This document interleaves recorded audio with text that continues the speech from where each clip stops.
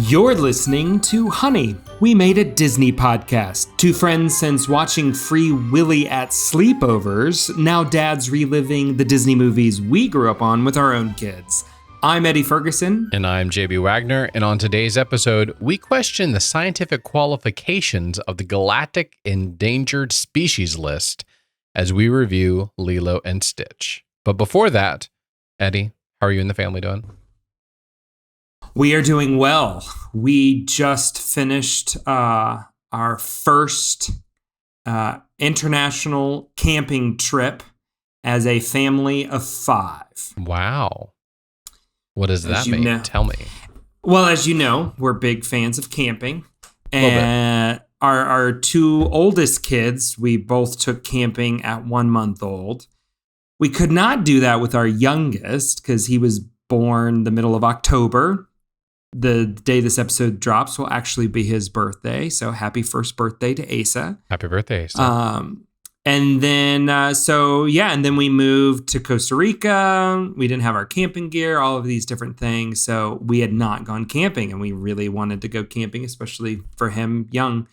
And somebody brought down a tote full of our camping gear. So we were able to go up into the mountains and enjoy a nice 24-hour camping trip. Because we were like, you know what? We're brave, crazy, weird people that love camping. But 3 kids and a dog in the rainy season. You're asking for it. Let's just give this a trial run. Let's just do 24 hours out and back. And we had a lot of fun. It was a lot of fun. We actually we got a little bit of hiking in. Got a little bit of hanging out in the tent and everything like that. So it was a good time. Did you did you get any sleep? I did more than my poor wife because I can just sleep anywhere. I always say this is my superpower. It is your superpower. You actually don't sleep well in the normal bed. Right. So I prefer, I sleep like a baby like this. She, on the other hand, was freaking out the whole time that the kids were going to be too cold or some, wild animal native to Costa Rica was going to break into our tent and eat our kids or something, which there's like no predators here. But nonetheless, she did not sleep as well. But we survived. We made it through. No howler monkeys? No howler monkeys. I know that is a favorite of yours. I just assume everywhere has howler monkeys now. Sleep under the howler monkeys. They are here in Costa Rica, but where we went was too cold, too high up in the mountains for that. So, yeah. So sad. So sad. When you come and visit us, we'll take you camping here because I know how much you love. Can't wait. I've been waiting for the next time. The last time I went camping was with you in Mexico in 2012. So it's high time. It's been 10 years. It's been a decade, Eddie. And you have to admit, that was a pretty sweet camping setup. Like we were right outside the ruins of a Mayan civilization in the jungle with like howler monkeys all around. That's pretty sweet. It was not sweet, not sleeping, and then being delirious walking around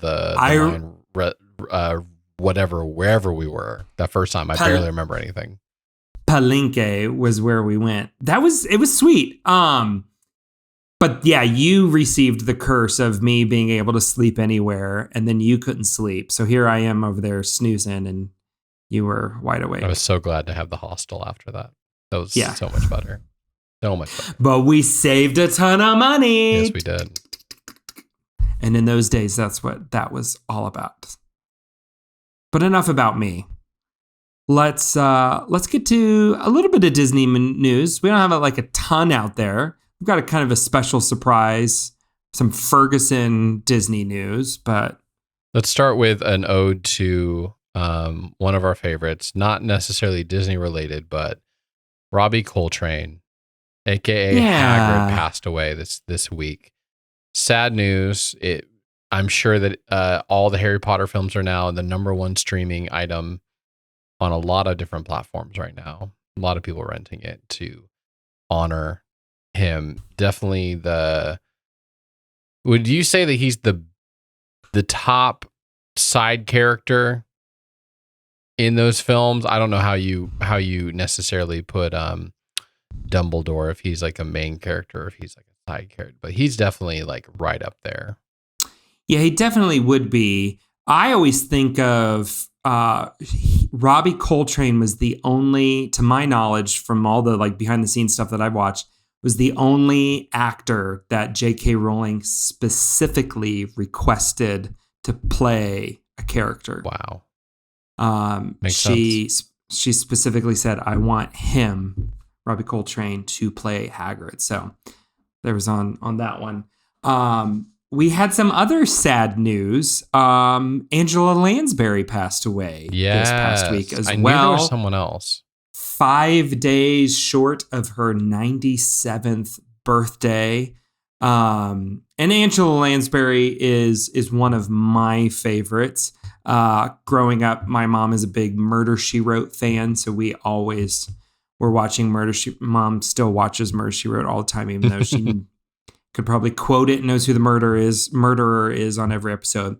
But she's known for Disney fame in such classics as Bedknobs and Broomsticks and Beauty and the Beast. Two of my quintessential favorites. First take, only take. Yeah, A Tale as Old as Time. First one out of the gate, just on her. And I mean, she's done a lot of other things as well. If you've never seen the original Manchurian Candidate, she gives one of the most bone-chilling performances of all time in that film. I've not seen that. I should go see that.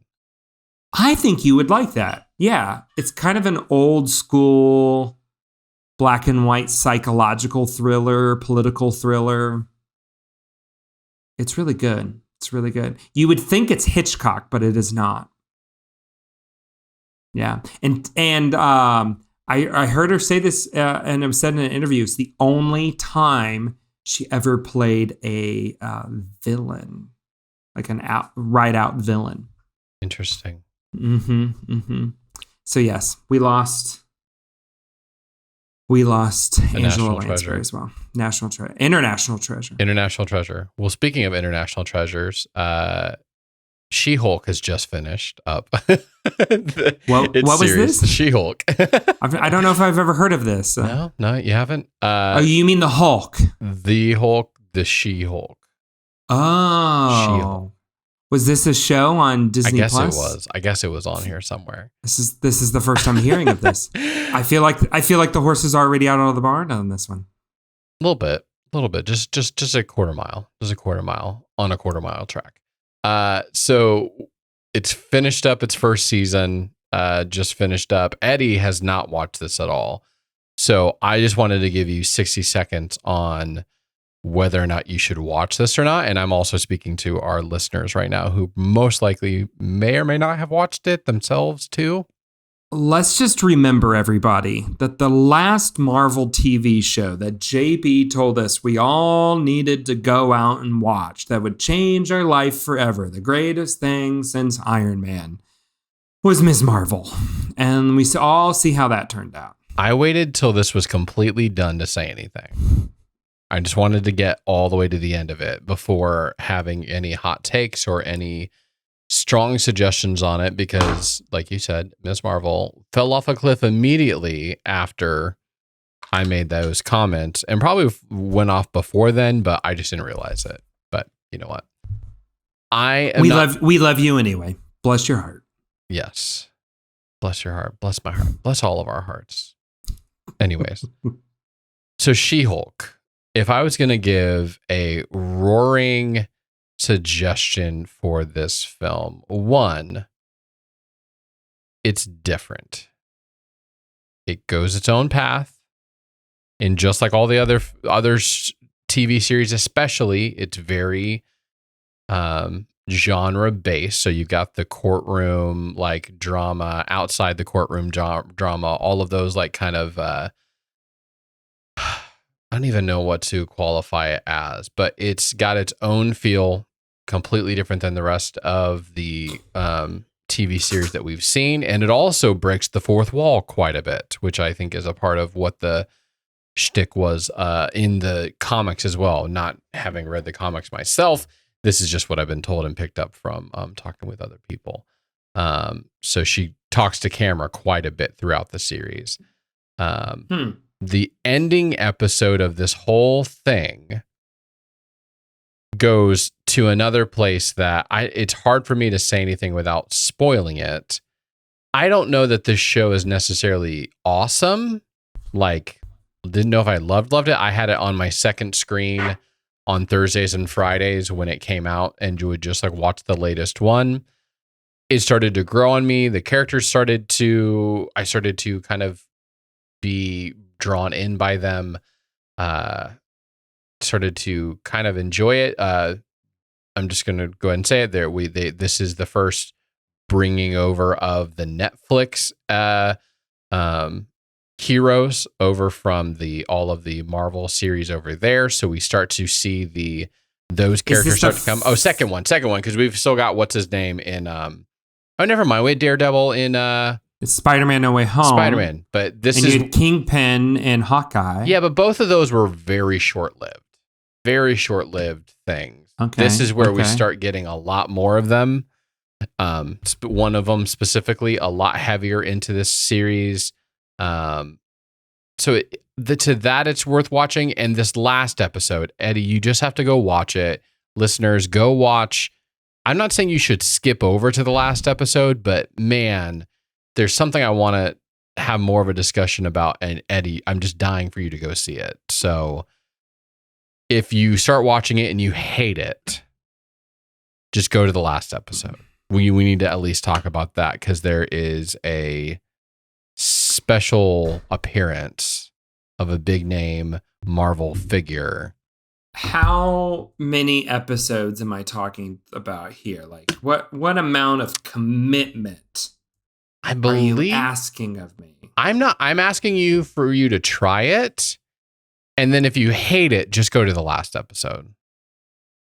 That's all I'm and it's kind of like the ending of the last episode when she really breaks everything apart. Like you'll know what I'm talking about.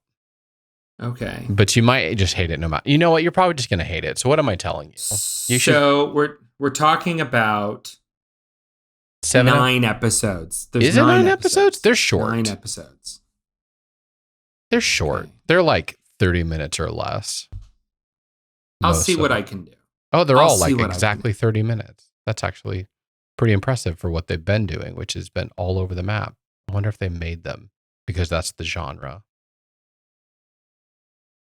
Like, okay. Anyways, so that's it. I don't have anything else stronger. There's a fun moment in the last episode where some people are all in on it and some people are like, this was the dumbest thing I've ever seen. But I'll give it a gander. At least try it and then jump ahead once you've decided that it sucked. So don't hold me to it. Don't hold me. I tried to be as elusive as possible so you can't hold me to it. You know, I'll make something stick. I'll get you somehow.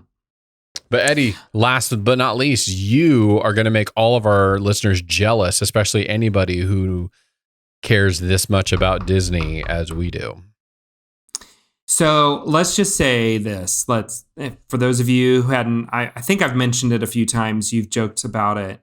But we belong to the free version of the D23 fan club, which pretty much just means we get like a monthly email newsletter. That's it. That's like all you get. There's nothing special about this thing. And so we're traveling along, and this is fall of 2019. And Sarah checks our email. She sees, oh my, we just got something from D23 that says if we prepay for Disney Plus for 3 years, we can get it for essentially, I can't remember what like $1.99 a month or something like that. It was crazy. I was so upset you didn't tell me about this. What?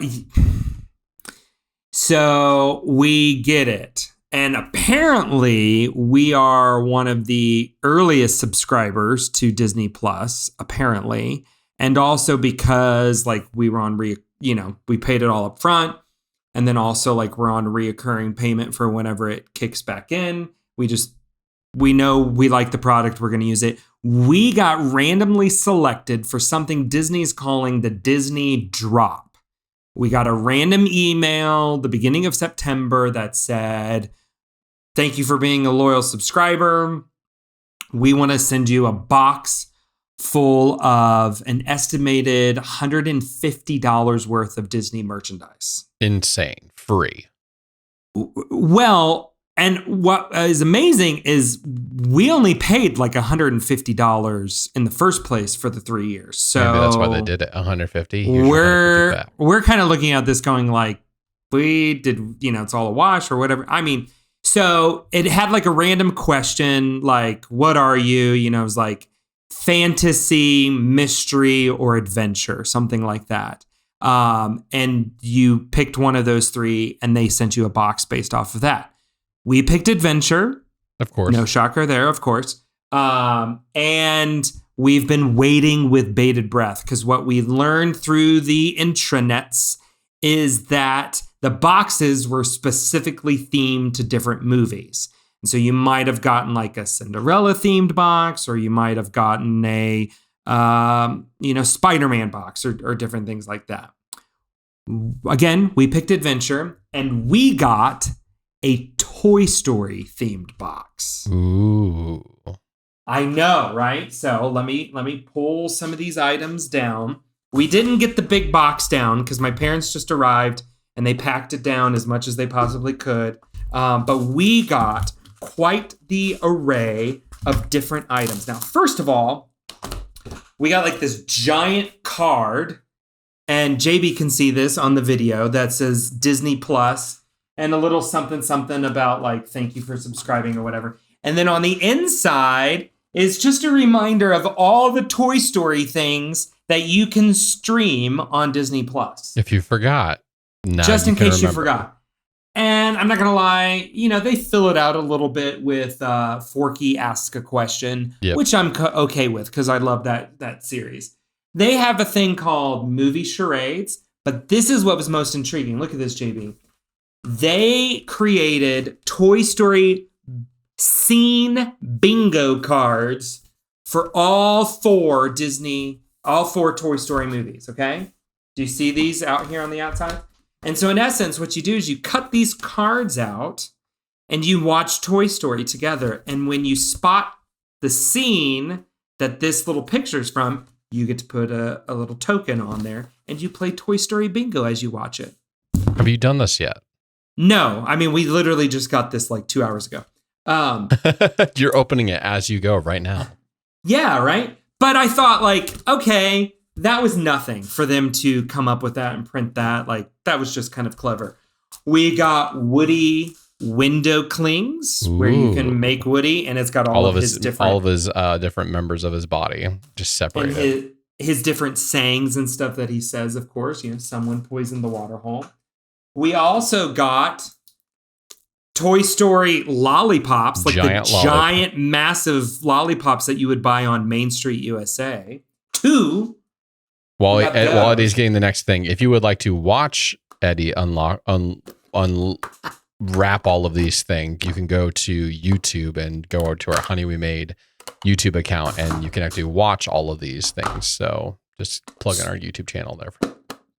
So we got a series of 3 little like lunch box, like Rubbermaid totes, like Disney styles, but you've got To Infinity and Beyond with Buzz. You've got the Rescue Squad with Woody and Buzz. And my personal favorite, it's Hang Time with Chicky and Bunny. These are little Tupperware things?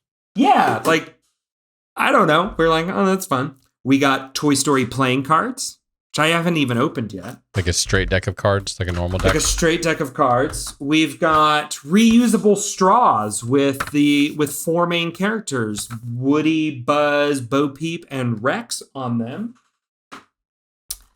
We got a recipe card if you wanted to make green alien avocado toast. It looks pretty funny. We've got a like lithogram, like the 3D picture postcard thing of Woody, Buzz, and Jesse. In the desert, moving around. Yep. Right. This was one that was pretty sweet. Let's see if I can open this up. It's from the Walt Disney Archives collection. We got a print on acrylic. I don't know if you can see that. A scene from the original, one of my favorite scenes in the original movie. And this is a drawing. This is like a storyboard. Well, it's from the storyboards, but it's on like acrylic glass. Interesting. Isn't it? And it's got some interesting facts from the archives about it. So it's almost like a piece of history there, Eddie. Piece of Disney history, you know? This one, I think you will think is really cool. It is a Space Ranger pin. Ooh. And it's certified authenticity, too. I know. Designed specifically for the Disney drop. So next time I go on Buzz Lightyear Ranger Spin, I'll have to put this on there. Wear that as we do that. Then a Pizza Planet pizza box. Ooh. And on the inside, a wood pizza cutter. With the pizza board. It's a pizza board and cutter. And the cutter. Pizza Planet and it's cutter. Got the aliens and the Pizza Martians Planet, on there. Yep. Like laser engraved on the inside. That was definitely one of the coolest things you told me about. Yeah. So there was a couple other like little like cards and knickknacks and things like that. But overall, that's what we got. And so are they continuing to do these drops, or have they ended this? Were you the last phase of people getting them? So I don't know how many more people are receiving their boxes, but they only sent them out or like only gave you the opportunity to respond to them until the end of September. My suspicion, okay, I have no sources to back this up. This is just my speculations. The whole like subscription box thing services is really big, right? From Bespoke to Stitch Fits, all of these different things. And there's like third-party Disney ones out there that are really big amongst different influencers and stuff that I've seen. I think this is Disney's way of testing this market. Do they want to get into the subscription box market? And who better to test than your quote unquote most loyal fans? Like your first adopters, in essence, is what.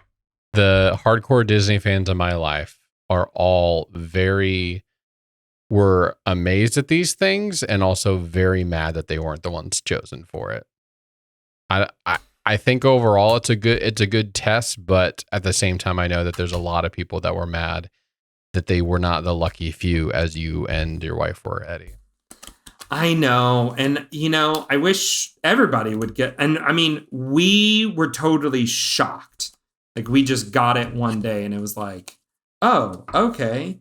Sure. I thought it was a joke. Honestly, when they first sent it, I started searching the internet because I thought this has got to be some kind of a scam. But it's like, no, this is legitimate. This is what it is. So, all right, JB, I have opened the Toy Story playing cards.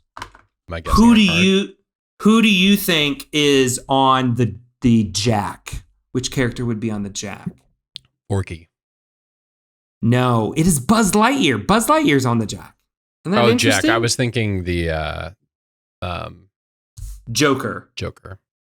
Guess who's on the Joker then? If it's not Forky? Rex. I don't know why you would pick Rex for that. The Queen?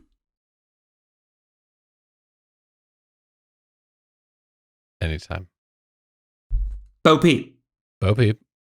You don't want to guess. Okay. I won't do any guessing. I can read the room. I can read the room. I was just like, are we going to literally go through every single card? The king. No, so only the face cards actually have characters. All the other ones are characterless, apparently. So the king is Woody. So who does that leave for the ace? Who would the ace be? You are wondering. Your I'm dying. Curiosity is piqued. You're dying to know. The aliens, of course. A for aliens.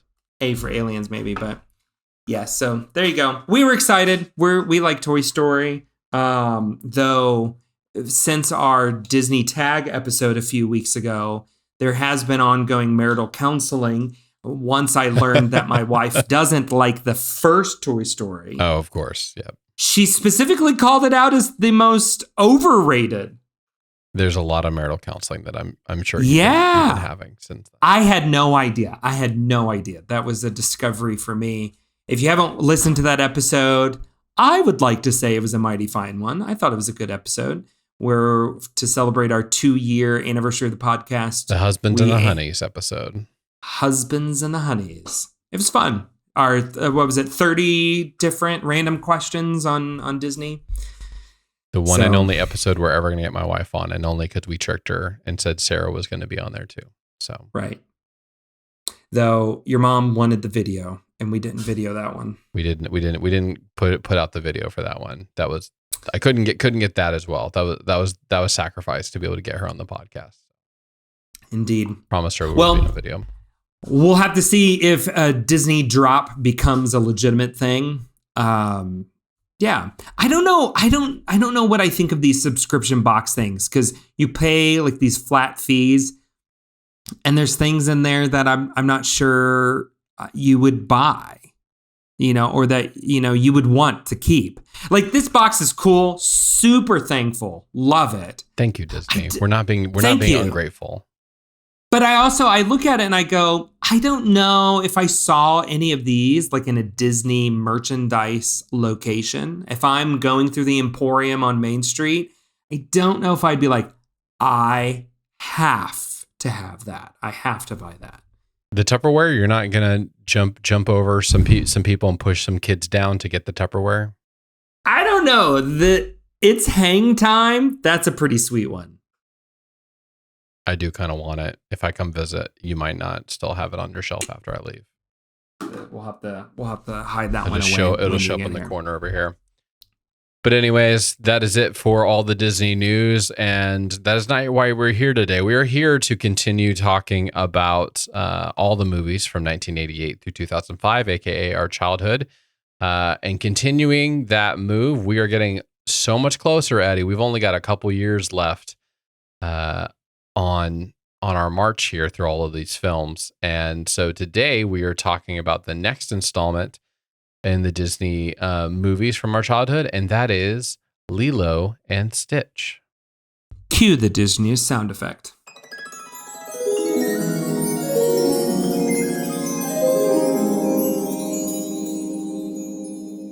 Okay, the IMDb description for Lilo and Stitch. It's a long one, Eddie. Buckle up. This is going to take a little bit. So here we go. A young and parentless girl adopts a dog, quotation marks, dog, from the local pound, completely unaware that it's supposedly a dangerous scientific experiment that's taken refuge on Earth and is now hiding from its creator and those who see it as a menace. Ooh. It's a lot. The quotation dog, supposedly dangerous. How does she know it's supposedly dangerous until way into the middle of the thing? This is not one of their finer moments on IMDb on their log line for this film. Just not that good. But anyways, Eddie, what are your memories watching this film? Did you go see this in theater when it came out? This would have been a bigger release, like a major Disney animated film. I want to say so, but I can't remember. I don't have distinct memories of going and seeing it in theaters. What I more remember seeing is this was one of 3 films that were animated at what was then Disney MGM Studios theme park in Florida at Walt Disney World, now Disney's Hollywood Studios. And I remember seeing drawings and like concept art of this because what you could do is you could do like this little behind the scenes tour, and they had like the actual animators there. This doesn't exist at the park anymore. But you could see them animated and like animating and working on an upcoming, like this was a legitimate animation studio based within the theme park. And you could see that. So I remember seeing them working on that then one of the times that we had gone. That's such a funny decision to make, to put your animators behind a fishbowl where people can come just watch them, and putting that in the middle of a theme park. That's so funny. Well, the whole theme park was kind of like behind the movies, right? The theme of that park has changed quite a lot because now Galaxy's Edge is there, Toy Story Land, all of those things. But back then, like you could do the back lot tour. They had, the Streets of America. They had a lot of different things that were all like, go behind the movies, see how we make the movies and everything. And so, of course, it's Disney. They've got to have a section on like learning and understanding how animation is made. But yeah, you're right. Like that must have been really weird to be an animator sitting there while, people in their goofy hats and eating some popcorn are standing over your shoulder and some plexiglass, like watching you animate this film. So but yes, there was multiple films that they did this with. Mulan, Lilo and Stitch, and Brother Bear were all produced there. Interesting. I did not know about this. Mm-hmm.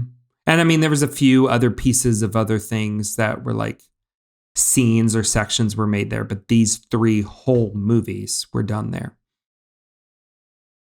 Yeah, for me, I don't remember seeing this when it first came out. At some point, we all saw it, just as much as all the other Disney films that were coming out. But I have fond memories of it. It wasn't anywhere near the top of my list of go-to movies. We never owned this ourselves.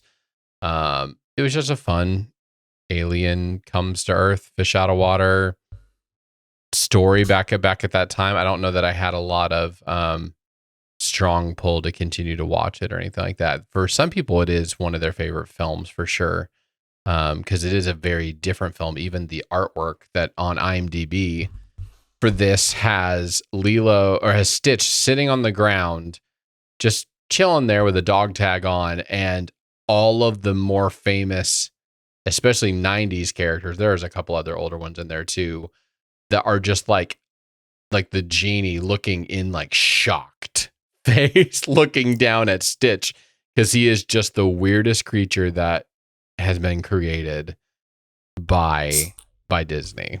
That would be another piece of this that I do remember distinctly. The marketing campaign was Stitch wrecking movies from the 90s, like Disney movies. So like the first trailer was Beauty and the Beast, when they're dancing in the ballroom, Tale as Old as Time. He actually climbs up on the ceiling and like makes the chandelier crash and fall in between them. I remember that, like this being a very distinct marketing campaign where they're kind of using him as the foil to better known at that time Disney movies. Yeah. So rewatching this, what would you think about it? This is one that has, I think when it first came out, didn't like make a huge impact on me, but over the years, and especially in the past 5 years, has probably become more and more of a favorite. It's hard to even say like this was a rewatch, because this is just one that we watched together as a family frequently enough. Yeah, like I love this storyline. I love the family story set within kind of a science fiction world. I've said this before. I like when Disney tries to play and do different genres, like try something a little bit different with animation. And they've definitely had like their misses with Atlantis and, coming up, you'll have Treasure Planet, which I like, but didn't really land spot on. This one, I felt like they just, it fit a little bit better. Like we did kind of this quirky science fiction that was like, oh, that is Disney animation science fiction. Does that make sense? Where it's not like you're not trying to be too sci-fi here, where you're not like trying to create a new world or this or that. It felt very much like an animated science fiction endeavor, and I enjoy that. I think there's some really funny gags that they do with it. I like the overall storyline, a great array of characters. Yeah, and then you put that within just a really heartwarming family story. I think it's an overall solid film. I completely forgot about the mosquitoes. Until I put it in the opening? Well, no, watching it then, it reminded me of it. But the fact that they convinced them that mosquitoes were an endangered species, and that's why the entire planet needed to still exist and not be decimated, was because we were there. We were the primary food source for the endangered mosquitoes. I loved that. I loved that little piece of it. What are the odds that a CIA agent from Roswell, New Mexico from 1973 is moonlighting as a social worker? A social worker, and is the one person that is there for this child that interacts with an alien. They kind of play it off like, oh, it just happened, but to what degree was this actually him like pre-planning? Because none of that happened. It's probably the same odds of a spaceship crashing from, far outer space into the Pacific Ocean and just happens to crash land in Hawaii. Probably comparable odds in both of those. I love that they're like, oh, he's landing in the ocean. It's mostly ocean is covering this. And it's just pause it. It's just like no one talking, and it just zoom, zoom, zoom, zoom. And you see the island, and she goes, oh, just defeated, so sad, just like so like I don't have time for this. Why am I dealing with this thing right now? And yes, you're right. They land right on the island. And this creates such a absurd but comical and fun I don't know, like amalgamation of different of story. Like who thinks of like, all right, we got a little a former CIA agent. Let's do this extraterrestrial sci-fi thing. Oh, and then let's also highlight and show the beauty of native Hawaiian culture. Huh? What? How did those all go? It's a melting pot. It's a melting pot of genres. Let's add this wonderful storyline of adoption. Two sisters trying to make it work after their parents have passed. It's like, what? These all shouldn't go together, but they work. It works. And why does it work? Really well? Yeah. What do you think makes it work? Because they shouldn't all. This is a thrown together situation. I think it works because you have such a solid central character that this is all based around. Lilo.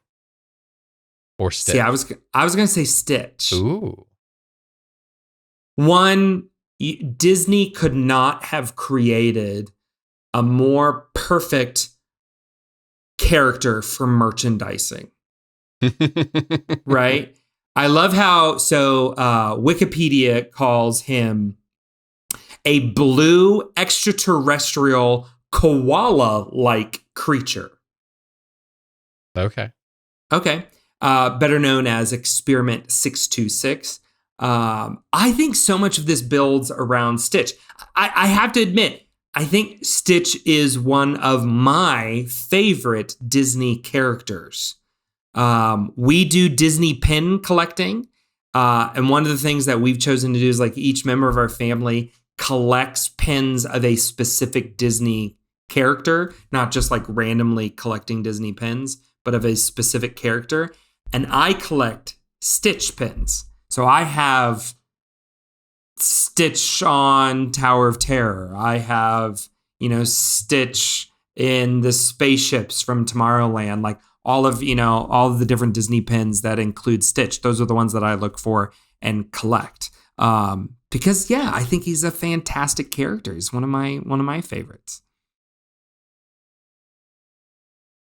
That's a very random fact I didn't know about you, Eddie.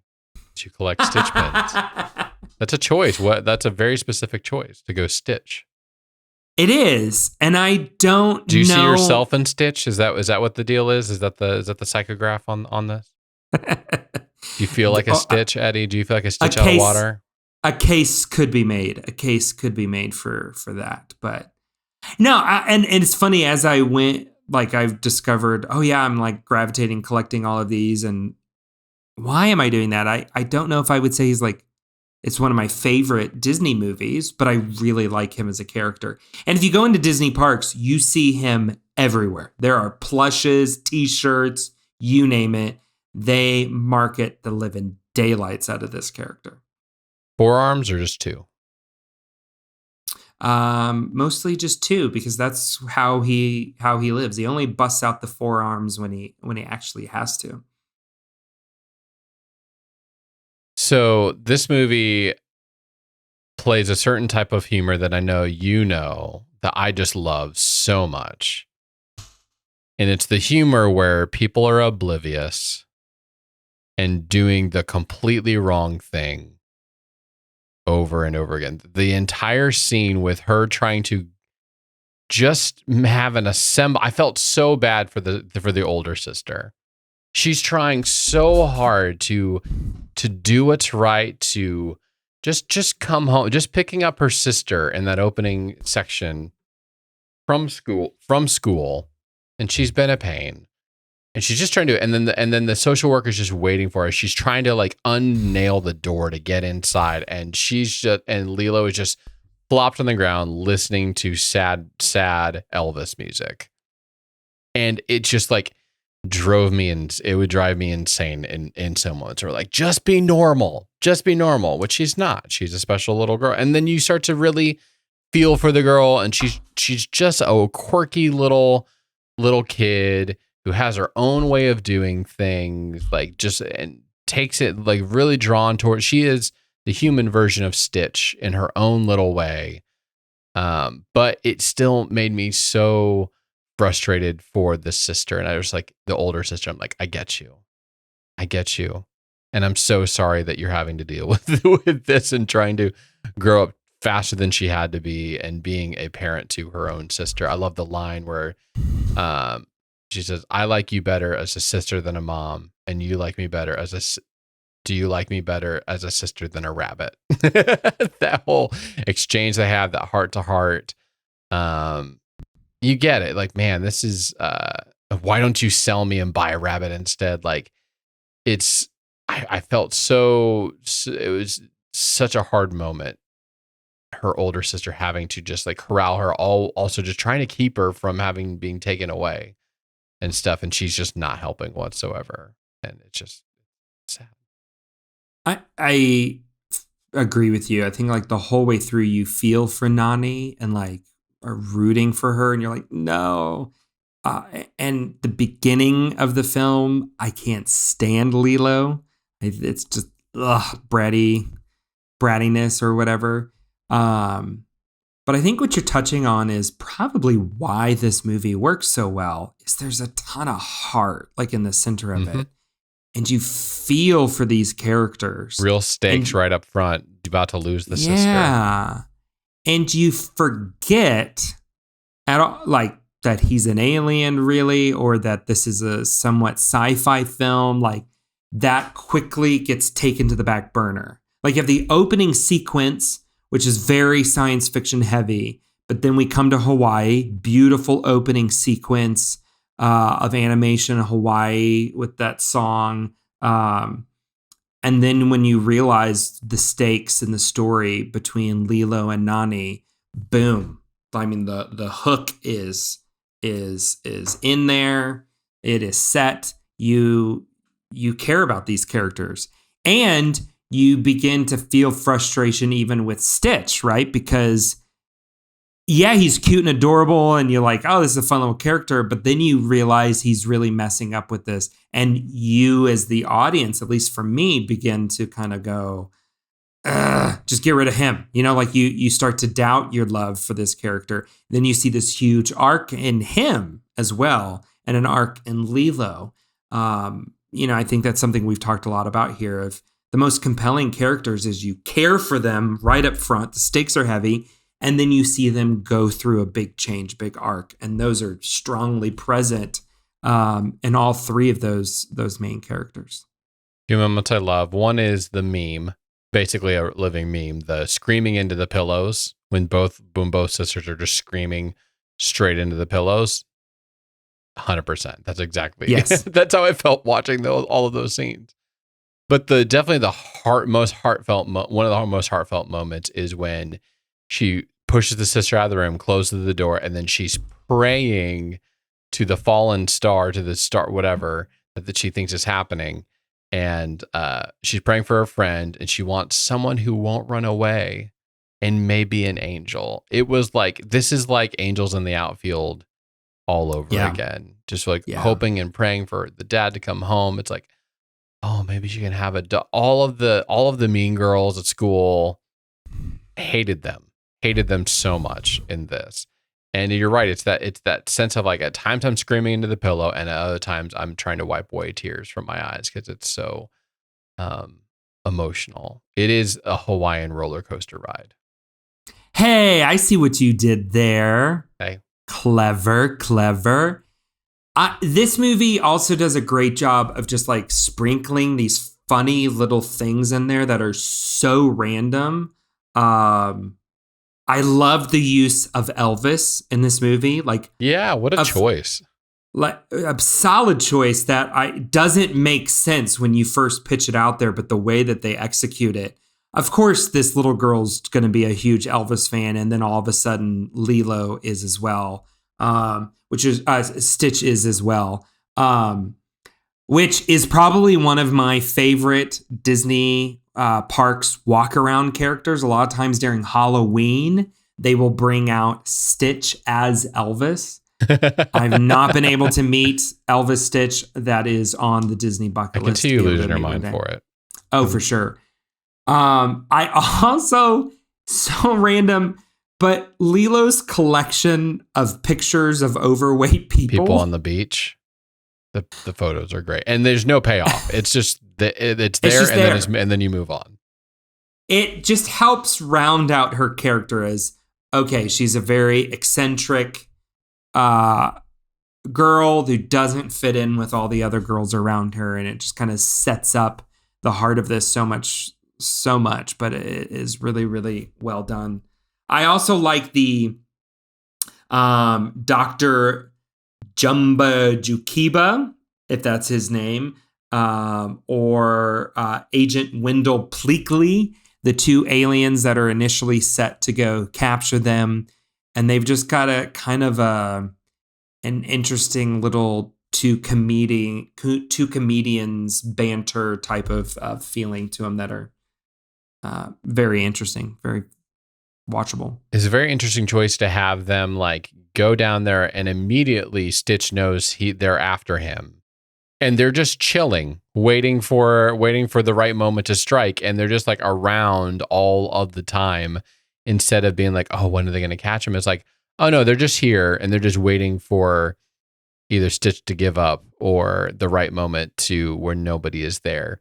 It was just like, that's a very specific choice to do that, instead of the normal like wondering when they're going to pop up and wondering what's going to happen. It's like, nope, they're just here. They're just hanging out, waiting for the right moment. And then you have the Captain Gantu that comes up, kind of like a shark-like character, the apparent like second command guy.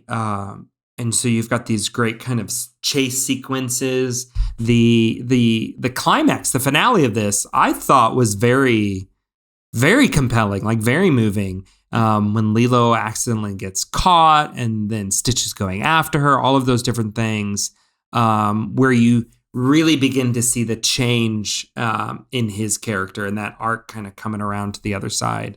That's just kind of a fun, great little moment there at the end. Have you seen the videos online that show, they show that evidently when this movie first came out, the whole crash stuff, or not crashing, but the plane was flying through the city and they remade it after 9/11. Do you have details on that for us, Eddie, or was that something you looked into at all? Yeah, so this movie came out in June of 2002. So they would have been deep into production, turning the corner really towards the end. And that whole final sequence, they had hijacked a passenger like jumbo jet. And they were flying these jumbo jets around kind of chasing, or at least the bigger one. And after 9/11, of course, this is not a thing that audiences want to see on their screens for entertainment. And so they went back and redrew that whole final sequence within a more spaceship looking, airplane. But if you notice, it's oddly similar in size and structure to a jumbo jet. But they've just kind of added a few things here and there to kind of make it more alien-esque. And they moved it outside of the city and into, that is the other thing they did, the hills. But even if you watch that though, so the blocking and a lot of different things stay the same. They just made slight adjustments. So even within the hills and things like that, it was the same movement as if it were downtown in city. They just kind of used the hills to replace the buildings. There were several things that all came out around the same time that had something to do with a hijacked plane, and a lot of them either ended up being like put away or just didn't do very well because of it, or they redid it. This being one of them. But I know Donnie Darko was another movie that came out that year, and part of the storyline is a giant turbine like falls into the home from the sky, from a jet that fell out of the sky. And that was one of the reasons why that movie initially tanked and then had a whole nother life as a cult favorite film on VHS and DVD after the fact. And that was one of those ones like, yeah, no one wants to see a plane crash right now. Well, and I even think of, you and I both have watched a couple times, like the Day in the Life at Pixar, following John Lasseter as he's the director of Cars 2. And they went in and redid something that had to do with radiation in Cars 2 because of the nuclear plants explosion in Japan that had happened. So I appreciate that they're sensitive to those types of things. This was big. Like, this is going in and doing some pretty serious reanimation of different sequences. So Eddie, I've got one of the quotes that I really love, that from Bubbles, which we didn't spend too much time on. Bubbles, voiced by Ving Rhames. Love that guy.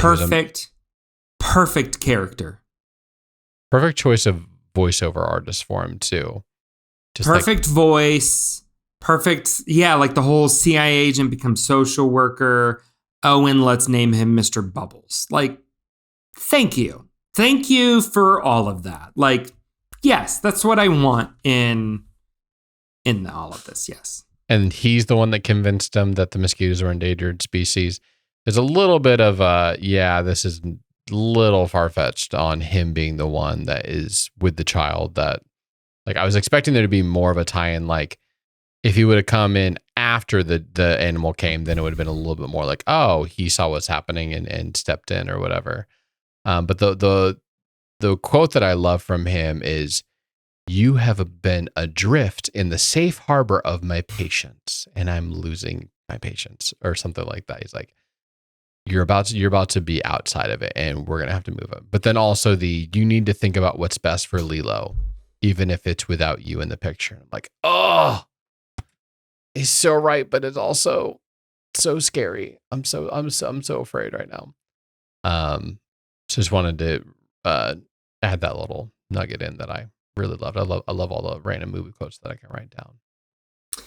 And if to go back to the previous conversation about the Disney Tag episode we did, I called up this movie as my favorite quote. Ohana means family, and family means nobody gets left behind or forgotten, which is a beautiful story. I mean, it's a beautiful kind of not just phrase, but I don't know. That's the main thrust of this film, right? Of Stitch realizing that about them, and then the two sisters realizing that about each other. It's just really, yeah. This is really beautiful. Okay, Eddie. Do you want to go first, or should I go first on how we're going to rate this film? I think I am going to go. I think I'm going to go with a 4.5. So we all want to know what knocked it down for you. What knocked it off that half a point? I don't know. It's more like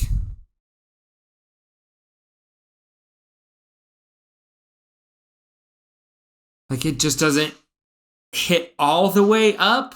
What are you missing? What are you missing? What is leaving you cold? Why are you asking me these You're basically questions? giving it a 1, and I want to know why you hate this film. Just kidding.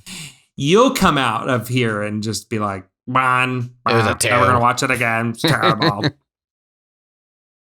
We all know you're the grouch of the two of us. It's Scrooge, but whatever. I don't know. Well, was there a scene or a moment where you're like, ugh, if this could have just been that much better? Was there not enough musical numbers in here? There was only a couple? No, I love the music in this. And in fact, the credit song is one of my favorite credit songs in all of Disney, because it is Elvis, but performed by Wynonna Judd, which everybody knows the Judds were my first crush and still one of my favorite music groups of all time. So Wynonna being in this just kind of makes this a little extra special. I could use a little bit more humor and a little bit less drama. I felt like this just kind of tilted a little too much to the drama side of things. And there's a few moments in the middle that make this just a little slow because of that. I think overall, that would be my critique. There's just something about it where I'm like, okay, I don't feel like it's not soaring. I'm not blown away by the animation style in this. I don't think that there's like any particularly bold or beautiful artistic choices in this. I love the opening Hawaii sequence, and that's about it, just from an artistic standpoint. I'd say those two. The dedicated Hawaii scenes are all gorgeous. They're all amazing. The surfing and those kinds of things. Yes, you're right. Outer space and some of the those kinds of stuff not as great. Sometimes when they're just in the jungle, it feels pretty bland. Like even looking here right now at the where we've got the plane sideways. There's nothing screaming. Well, so it's crazy good stuff. And you know what I've realized? So my kids have started watching the Lilo and Stitch, the series on Disney Plus. I don't know if you've seen that. It's actually kind of interesting. It's kind of fun. but you can't tell a difference between the art style of the TV show and the movie for the most part. You're right. Did you ever watch the TV show very much? Yeah, I mean we've been watching it quite a lot recently. The kids love it. So I think that's probably what it is. You know, I'm not totally blown away here with the art style. That kind of just feels like it's on that level.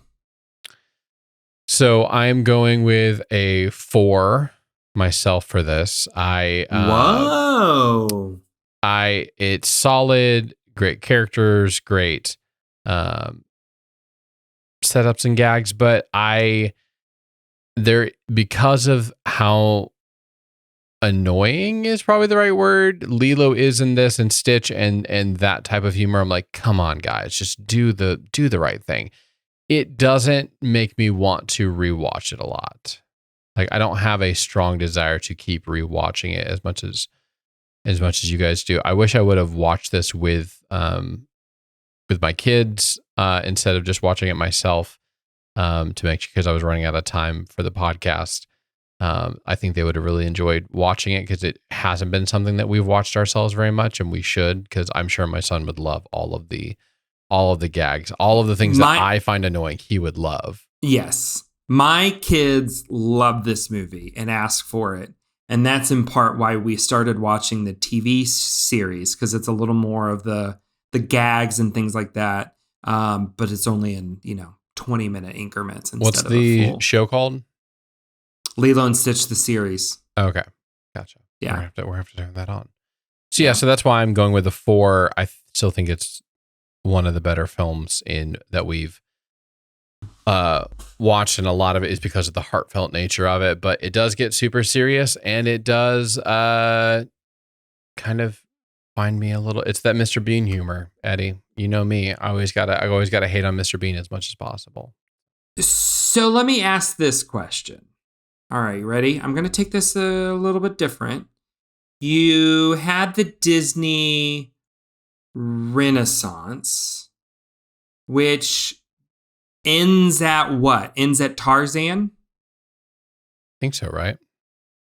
And then I don't know what they would call it, but you have pretty much from, oh man, I'm trying to figure out this here quickly.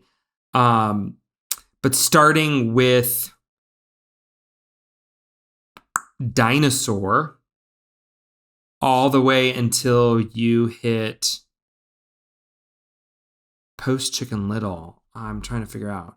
I guess the question that I'm trying to ask is this the best animated film of this era of Disney animation studios? I can't see another film on here that would have beat out it. Just looking through all of them in here, I think this might have been the best film that they did. So in these 5 years, at least that we're looking at it, on our list at least. I'm sure there were other films that happened after this, but so would we say it's better than Emperor's New Groove? Well, that's a tough one. You know me. Evidently, I hate Emperor's New Groove, according to the people that have listened to this podcast and love it. We're giving it this. I did not plan this. I did not see this, but I'm looking back. We're giving Lilo and Stitch the exact same numbers as we did Emperor's New Groove. I a 4.5, you a 4.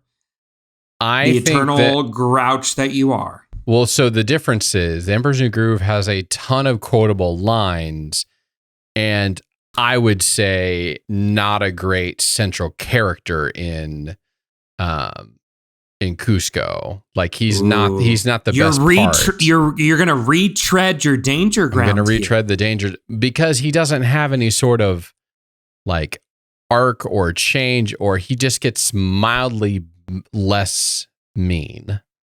Just a little bit less mean. You're not watching that story for that. The best parts of this film are the heart that it has.